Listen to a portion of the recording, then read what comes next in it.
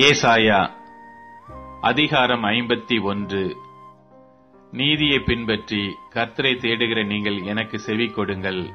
நீங்கள் வெட்டி எடுக்கப்பட்ட கண்மலையையும் நீங்கள் தோண்டி எடுக்கப்பட்ட துறவின் குழியையும் நோக்கி பாருங்கள்.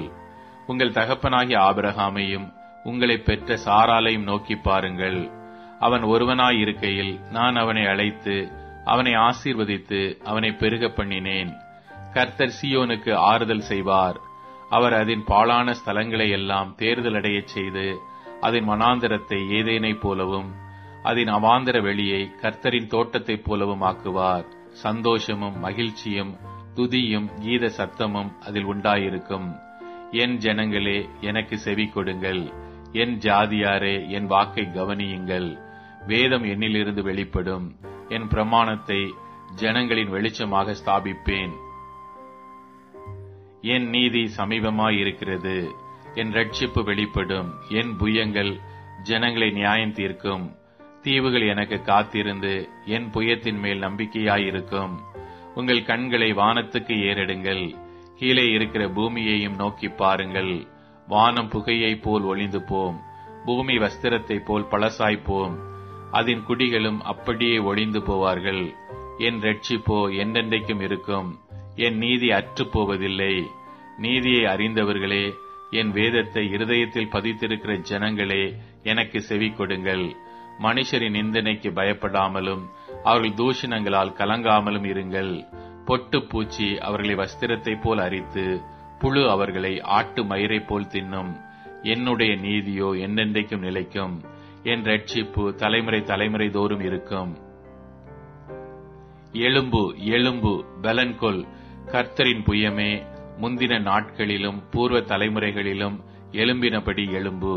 ராகாவை துண்டித்ததும் வலு சர்ப்பத்தை வதைத்ததும் நீதான் அல்லவோ? மகா ஆழத்தின் தண்ணீர்களாகிய சமுத்திரத்தை வற்றி போக பண்ணினதும் மீட்கப்பட்டவர்கள் கடந்து போக கடலின் பள்ளங்களை வழியாக்கினதும் நீதான் அல்லவோ?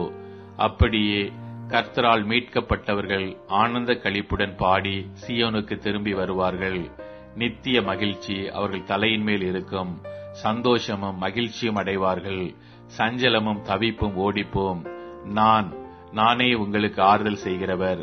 சாகப் போகிற மனுஷனுக்கும் புல்லு கொப்பாகிற மனு புத்திரனுக்கும் பயப்படுகிறதற்கும் வானங்களை விரித்து பூமியை அஸ்திபாரப்படுத்தி உன்னை உண்டாக்கின கர்த்தரை மறக்கிறதற்கும் நீ யார்?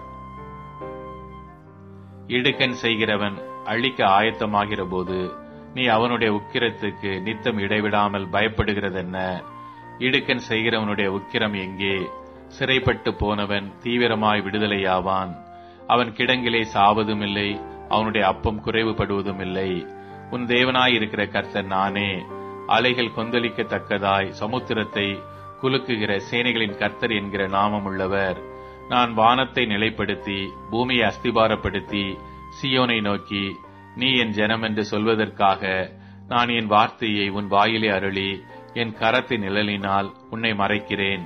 எழும்பு, எழும்பு. கர்த்தருடைய உக்கிரத்தின் பாத்திரத்தை அவர் கையில் வாங்கி குடித்திருக்கிற எருசலேமே, எழுந்து நில். தத்தளிக்க செய்யும் பாத்திரத்தின் வண்டல்களை உறிஞ்சி குடித்தாய். அவள் பெற்ற புத்திரர் எல்லாரிலும் அவளை நடத்துவார் ஒருவரும் இல்லை. அவள் வளர்த்த குமாரர் எல்லாரிலும் அவளை கை கொடுத்து அழைப்பார் ஒருவரும் இல்லை. இவ்விரண்டும் உனக்கு சம்பவித்தது. உனக்கு பரிதபிக்கிறவன் யார்? பாழ்கடிப்பும் சங்காரமும் பஞ்சமும் பட்டயமும் வந்தன. யாரை கொண்டு உனக்கு ஆறுதல் செய்வேன்? உன் குமாரர் மூர்ச்சித்து விழுந்தார்கள். அவர்கள் வலையிலே சிக்குண்ட கலைமானைப் போல எல்லா வீதிகளின் முனையிலும் கர்த்தருடைய உக்கிரத்தினாலும் உன் தேவனுடைய கண்டிதத்தினாலும் நிறைந்தவர்களாய் கிடக்கிறார்கள். ஆகையால் சிறுமைப்பட்டவளே, மதுபானம் குடியாமல் வெறி கொண்டவளே, நீ கேள். கர்த்தராகிய உன் ஆண்டவரும் தம்முடைய ஜனத்துக்காக வழக்காடப் போகிற உன் தேவனுமானவர் சொல்லுகிறது என்னவென்றால், இதோ தத்தளிப்பின் பாத்திரத்தை உன் கையிலிருந்து நீக்கி போடுகிறேன். இனி என் உக்கிரத்தினுடைய பாத்திரத்தின் வண்டல்களை நீ குடிப்பதில்லை. உன்னை நோக்கி நாங்கள் கடந்து போகும்படிக்கு குனி என்று சொல்லி கடந்து போகிறவர்களுக்கு நீ உன் முதுகை தரையும் வீதியுமாக்கும்படி உன்னை சஞ்சலப்படுத்தினவர்களின் கையில் அதை கொடுப்பேன் என்றார்.